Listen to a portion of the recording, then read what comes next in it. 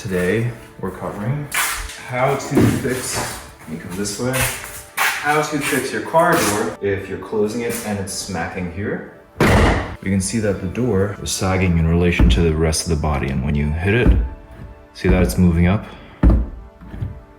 and then it's shifting up. The striker, this part is aligning the door here. Here, it's causing another issue hitting the car here.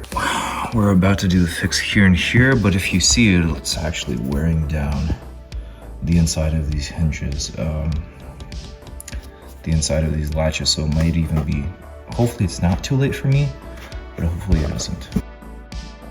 So what causes this issue? The issue is actually caused by this, which I was able to loosen earlier with my hand. And you're actually supposed to periodically tighten these bottom nuts that hold these door pins in. And my door pins are corroded and not doing too well. So how do you confirm the issue? You can confirm the issue if you grab the door and then you lift up a little.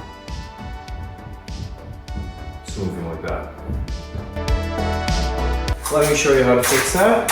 We grab our 8mm nut. You can try relieving pressure on the door. On the other side, which I will actually do, you can also use a jack for this. And we're gonna get on this lift up with one side. Get our lift up and then tighten it. And now, I don't know if you can see, I could actually tighten this by hand. And it's tightening.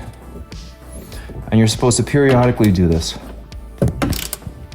So you don't wanna over tighten, but you actually want this to be held on, these pins to be secured by what they're designed to be secured by. Otherwise it will wear down. Okay, looks like only the top one needed tightening. And if we look at the side here, let's look at the profile.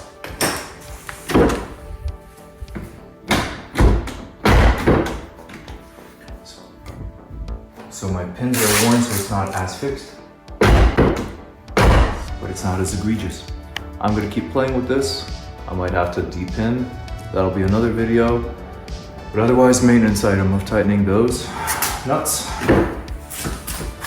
And after finishing filming, I made some final adjustments here until it stopped torquing without over torquing. Some good resistance on this tool. Press down against this wiring harness to get it out. It's much more stable, and it's actually aligned.